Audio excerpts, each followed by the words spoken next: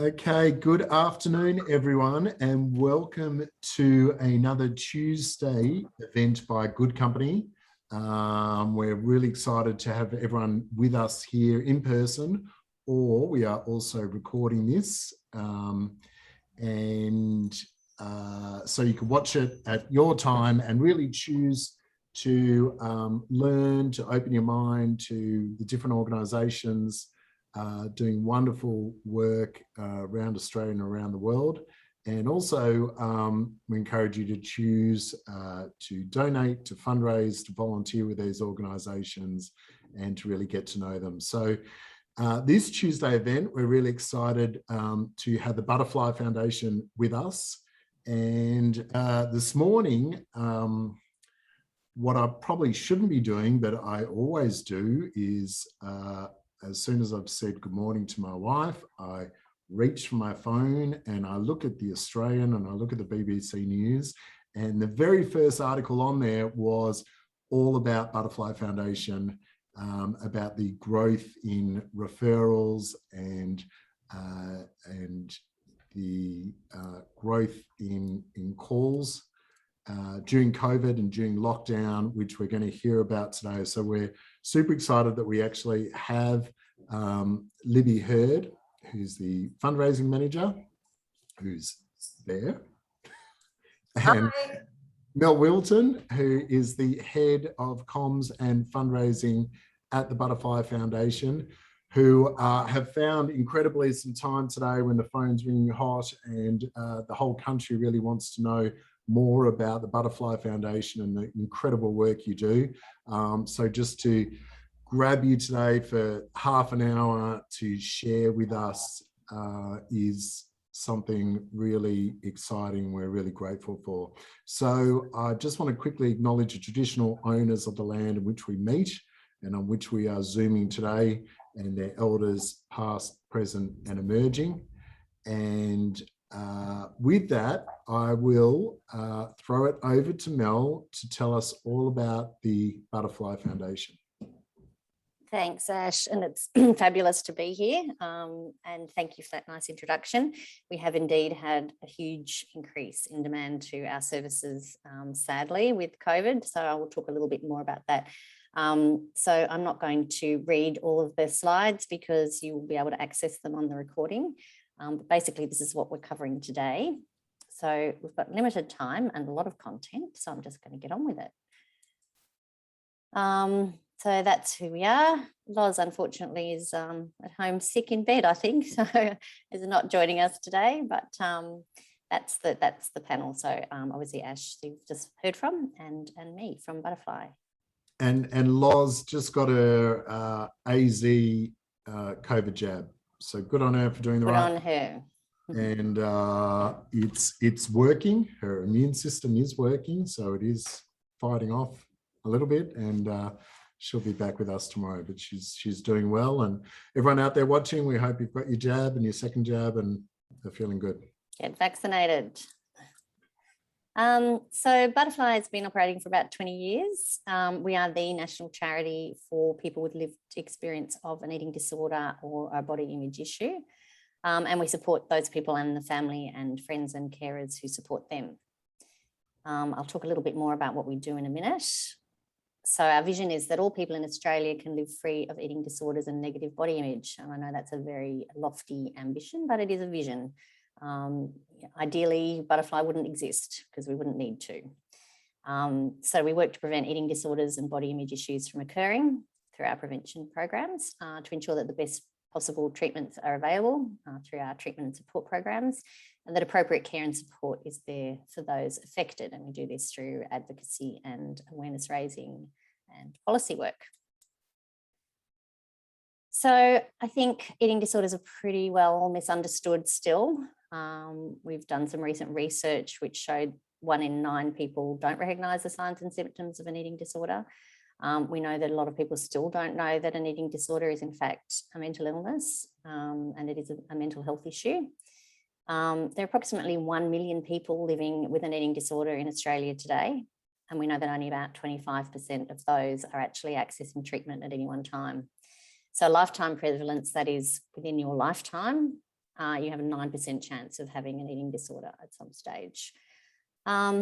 Something else that we know is a bit misunderstood is around the breakdown of eating disorders. So eating disorders are not just anorexia nervosa, although of course that is a critical eating disorder. But in fact, binge eating disorder is the most common at about 47% of those people who have an eating disorder, followed by bulimia nervosa at 12%, and only about 3% is anorexia nervosa. So that kind of stereotypical idea that people have of what an eating disorder looks like, in fact, is misguided. And we know that eating disorders don't discriminate, and anyone can have an eating disorder, whatever your age, gender, body type, background, ethnicity, cultural situation. They affect everybody. So around 15% of women will experience an eating disorder in their lifetime, which is pretty distressing statistic, really. They also cost the Australian economy considerable amount of money. A study that we did with Deloitte back in 2012 showed that the cost of eating disorders was about $69.7 billion, which is higher than depression and anxiety combined. So that includes economic costs as well as and loss of production, etc., as well as direct costs for treatment and support. We imagine that, of course, is considerably higher nearly 10 years later. Eating disorders have the highest mortality rate of any mental illness, which is a pretty frightening statistic. In fact, more people die from an eating disorder every year than the national road toll. And it is in fact between 1.5 to 12 times higher than the general population. And that's both through suicide and also through physical complications that can develop with an eating disorder. So although it's a mental illness, it obviously has physical ramifications also. So what does Butterfly do about this big problem? We have several areas that we work in. The first is around prevention and intervention. So if we can prevent an eating disorder from ever developing, that's the best case scenario. And we know that the sooner you get treatment for an eating disorder or for disordered eating or for thoughts around disordered eating, the more likely you are to recover, and the more likely you are to recover quickly. So our education and community services include sessional speakers who go into schools, they go to communities, they talk about body image issues, they talk about how to be kind to your body, they talk about how to be kind about other people's bodies, they talk about confidence and resilience and all of the amazing things that your body can do that are not image related. We have a new program that we launched about 4 weeks ago called Butterfly Body Bright, which is a program for primary schools. So we're specifically going into that 5 to 12 age group. And that's a new area for us. Previously, we've been working mainly in high schools. So obviously when we're going into primary schools, we're not talking about eating disorders, but we're talking about body and what you think about your body and body image. And we know that children sadly as young as 3 have expressed distress or concern about their body and what their body looks like. So the more we can kind of educate people and provide resources and help them to talk to their kids and to talk to their nieces and nephews and cousins, and the better that we can try and change the conversation and try and reduce the incidence of body image issues, which is the highest risk factor for eating disorders. Butterfly Body Kind is a new program that we've developed, which is all about being kind to your body. And it's part of BEDAW, which is Body Image Eating Disorder Awareness Week. It rolls off the tongue, which is the first week of September. So that's coming up soon. And Body Kind Schools obviously target schools. Schools can download resources. These are all free programs. They can run programs at their school. They can provide resources to the kids. There are activities for them to do. They can do fundraising for Butterfly as part of that program as well. Similarly, Butterfly Body Kind Families, we've just done a soft launch with webinars for families to go along and hear about body image and how you can talk to your kids and some of the safe things and protective things that you can do to help your kids. Those webinars sold out, they're free. The registrations very quickly reached capacity. We've now just extended them to try and allow more people to attend, but it's apparent that there's a really, really big need for this, and that families and parents in particular and guardians really want to know how to talk to their kids, and they want to say the right thing, and nobody wants to set out to do the wrong thing and set bad examples, or to, create problems with their kids' body image. So these are really important resources, and they will be available on our website once we've launched the whole program. Similarly, Body Kind Movement is a program that we're starting to do with sporting groups and communities to help them to train the coaches, and so that the coaches and the parents and the people involved in the sporting groups also know what's positive, what's appropriate, how's the best way to talk to your kids and the kids who are involved in your groups to keep them safe and protected.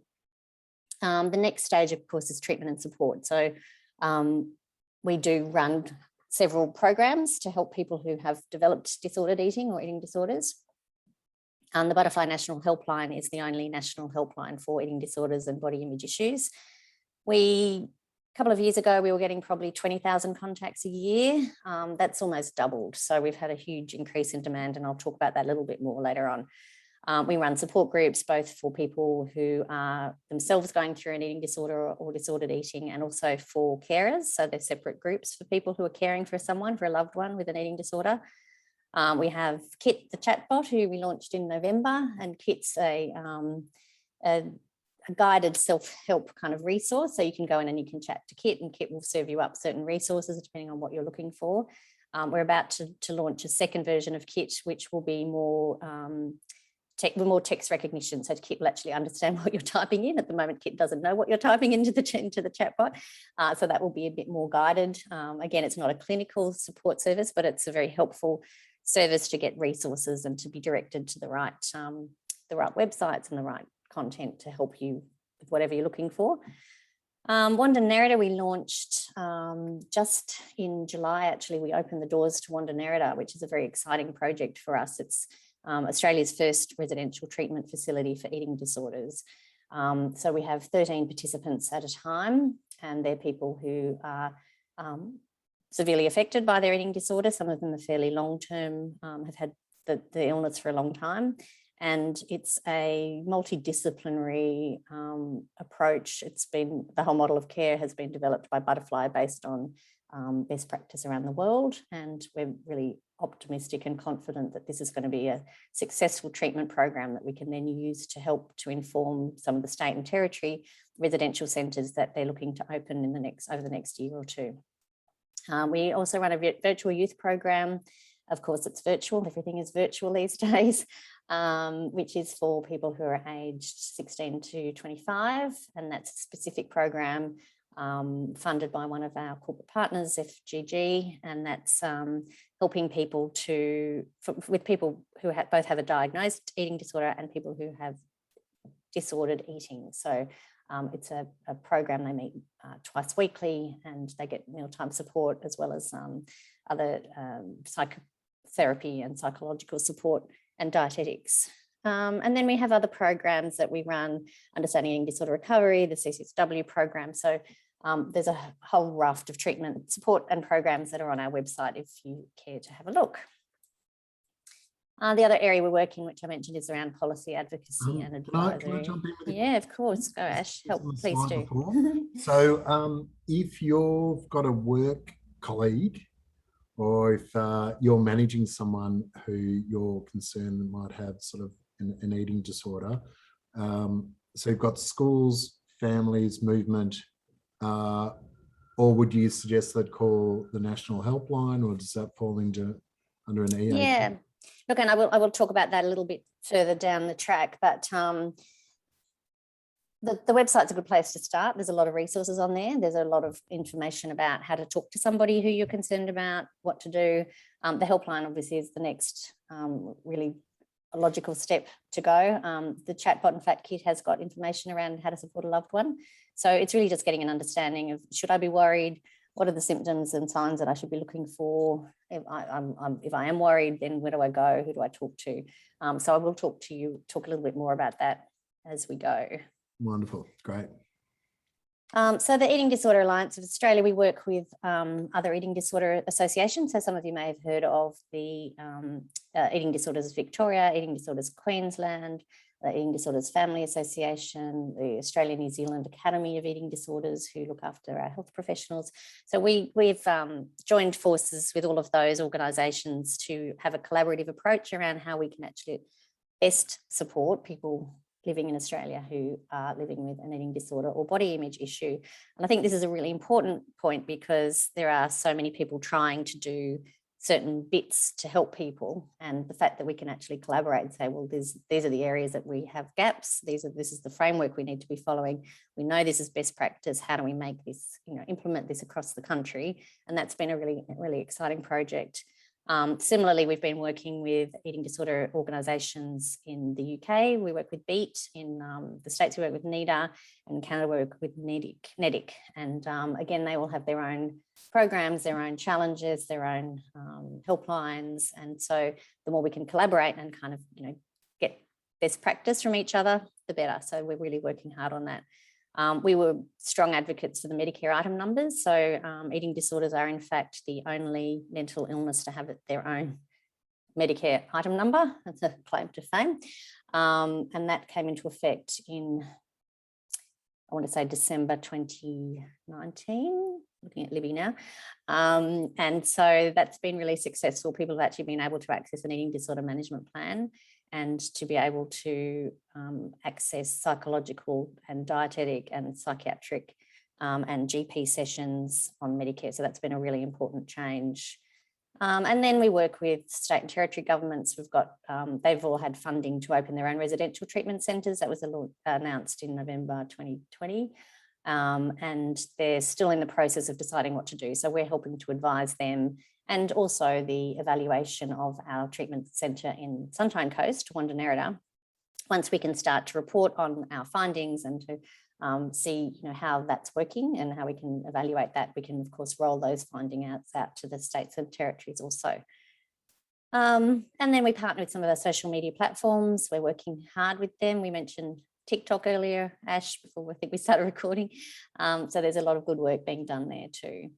And the other thing we do is the National Eating Disorders Collaboration, which is NEDC, and they are running, for example, a credentialing project along with ANZ to make sure that healthcare professionals are credentialed and qualified in eating disorders. We hear a lot that my psychologist doesn't know about eating disorders. I went to my GP and they just said, turn me away because they didn't understand what the issue was.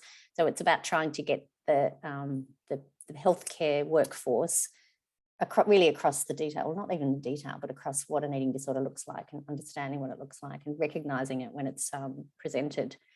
They're also working on a framework for peer workforce, so people who have their own lived experience working with others to support them, and that's being shown overseas particularly, but increasingly in Australia, to be a really effective way to help people in their recovery.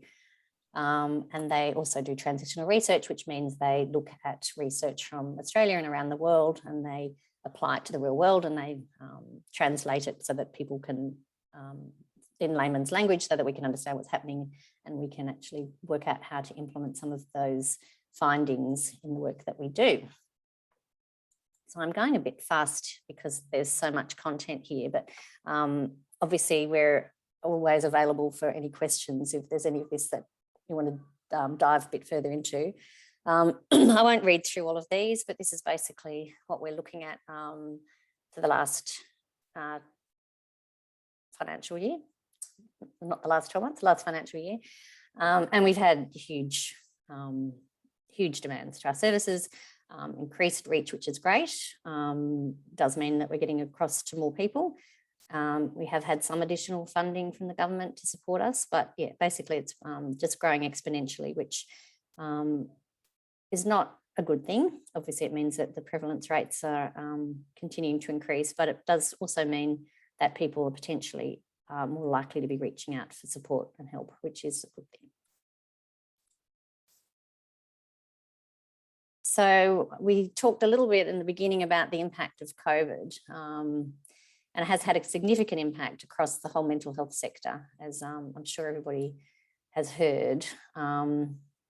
So for eating disorders in particular, things like isolation, changes to food and exercise routines, uncertainty around restrictions, just additional stresses and increased anxiety has placed incredible pressure on people, and so has both triggered people who already have an eating disorder or who may have been in recovery from an eating disorder, but also has led, unfortunately, to people developing disordered eating behaviours and eating disorder behaviours. So there's been an immense increase to our own services. It's not just anorexia, it's, binge eating disorder, bulimia, nervosa, all of those other types of eating disorders that, again, you can see all of those on our website. I won't go through all of them now, but yeah, so it certainly can exacerbate symptoms, particularly as it's become so difficult to access treatment and support, both in the public and private sectors. So it's not just Butterfly that is seeing this huge demand, it's any private practice. Psychologists have had to close their books, dietitians are bursting at the seams. It's very difficult to get the help that people need, which is why it's so important that we provide these self-guided resources and I guess you would say soft resources, so people can actually find out as much information as possible if they can't actually get in front of a healthcare professional at this moment in time. So there's lots more on our website if anyone wants to have a look. Yeah, it really is like a perfect storm, isn't it? Yeah, yeah. You've got, the stresses of the unknown of COVID. You've got the kitchen and the pantry sort of right there all the time. You've got social media. I think the article in the Australian today was very interesting, how she sort of said, well, she relapsed because she was on social media in a bit of an echo chamber and had found unhealthy kind of, a cohort within that. Definitely increased access to social media, increased scrolling, you've got more time on your hands, you're at home all the time, you're not meeting up with friends, you're not seeing real people. We just recently done a survey for Body Kind Online, which we're intending to launch in October, looking specifically at the intersection between eating disorders and social media and the correlation. And it's definitely the more time people spend on social media platforms, the more likely they are to have disordered eating, the more likely they are to develop eating disorders. So there's definitely interesting research being done there too. Yeah. So again, I won't go through all of these. I think you can see that there's been a big increase in demand. So Ash was asking earlier about the percentage of carers versus people with their own lived experience. And we have definitely seen an increase in carers contacting the helpline for their loved ones. And partly that is because people are at home a lot more and they're seeing that there are things happening that they perhaps weren't aware of and that things are maybe more serious than they perhaps had thought. So we have definitely seen that increase. So this was something that we were asked to look at, and I think this is really important as a colleague and somebody's child or parent or friend, that what do you look for and when should you be worried?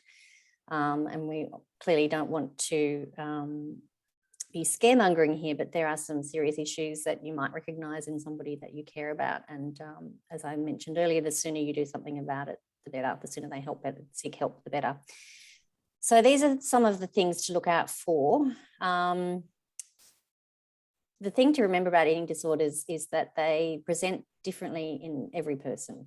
They're very complex. There are a lot of underlying factors. It's never one thing that causes an eating disorder.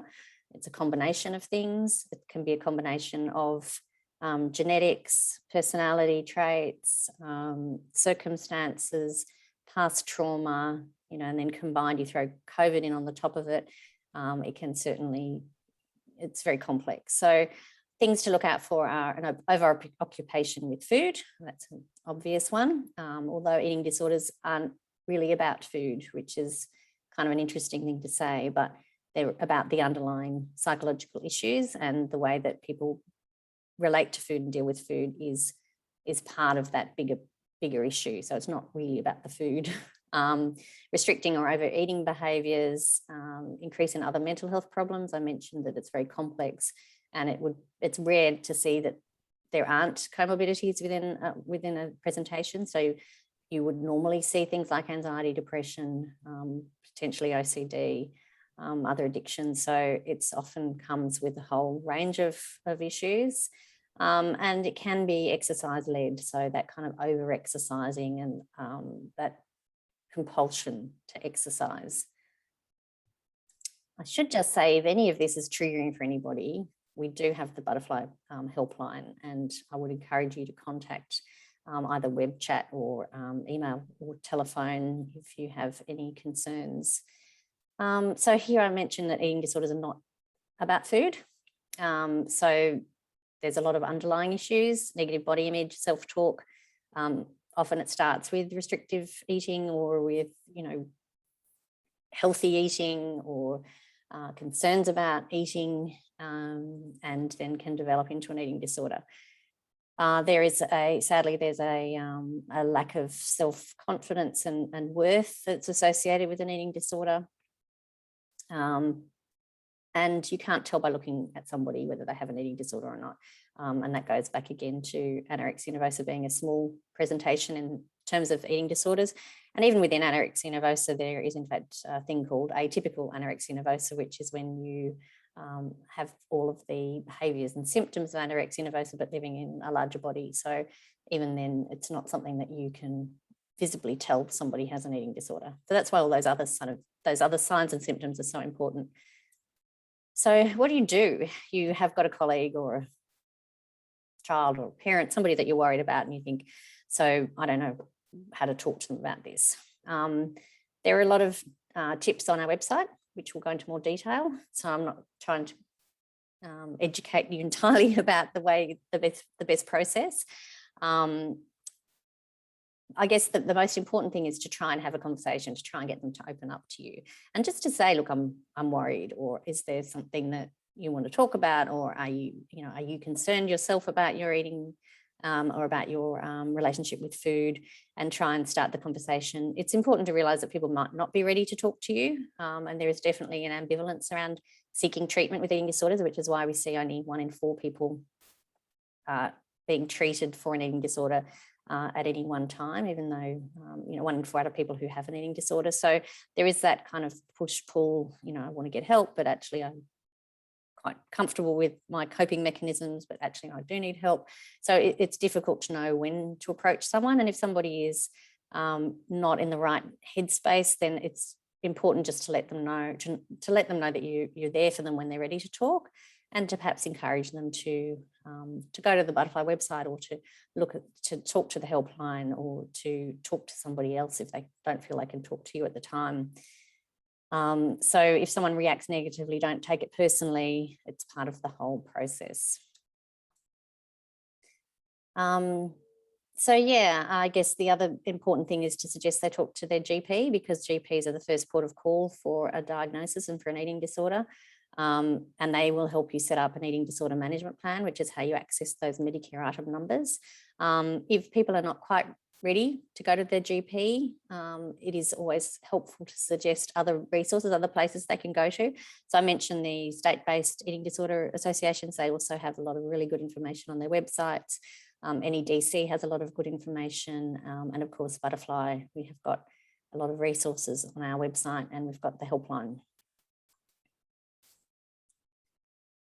This was just a campaign we did in May, June this year. We looked at, again, this is around body image, and we had 4 really lovely case studies, and we spoke to people about, we know that negative body image is a major factor, probably the major risk factor for developing an eating disorder. And so again, we're going back and saying, okay, so how can we try and break that back here before we wait for it to become a real problem and harder to solve? So we talked to people about, what would you say to yourself as a child that you think might have helped? Because we do get a lot of negative messaging, not necessarily from our parents, but from society and social media. And I'm sure everybody who is watching this has had at some stage comments around body image and appearance that have not made you feel great. We all experience it. We've done found some quite distressing research around 1 in 2 girls, 1 in 5 boys said they've been afraid of gaining weight in the last 4 weeks, for example. 1 in 4 girls had consciously restricted their food intake to control their weight. It's just, it starts young, and the sooner we can start changing that conversation and changing the picture, the better. So this campaign actually went really well. We were focusing on creating awareness, building resilience, risk and protective factors, which we've talked about a little bit, developing confidence, and of course, encouraging help seeking for anybody who had concerns. We have been working with schools for some time. We had mainly been working with high schools, but with Butterfly Body Bright, we are now, I think we've had,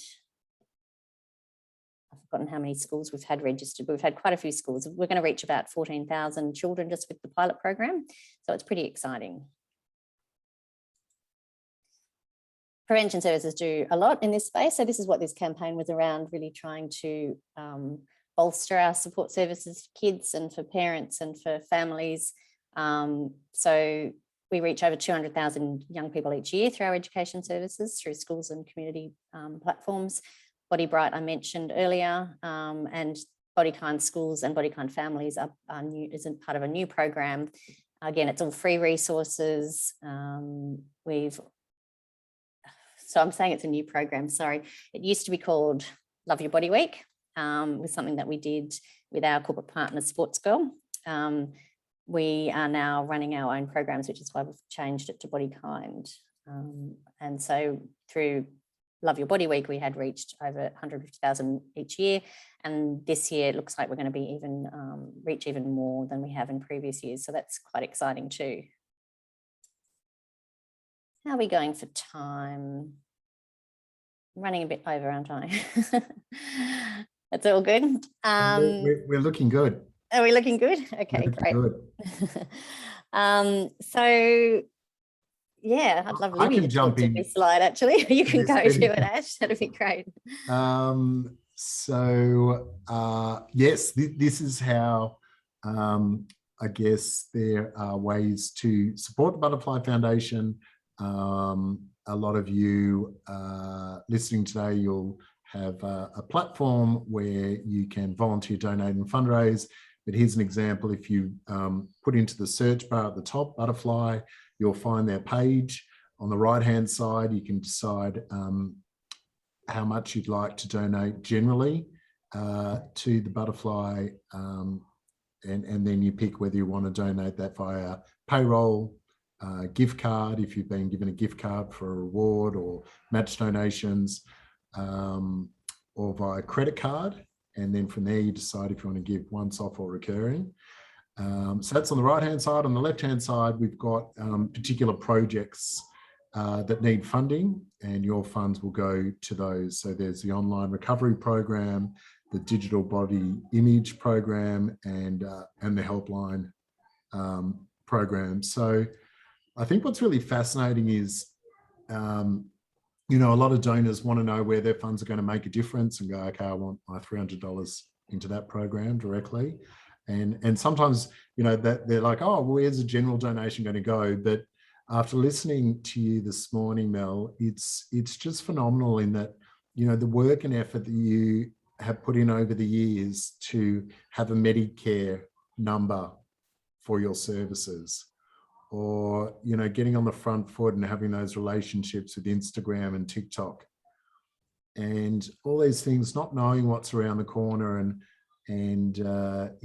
if the prevalence is going to, you know, shrink or grow. I guess every charity out there wants to work themselves out of a job and make sure, you know, no one suffers from this condition again.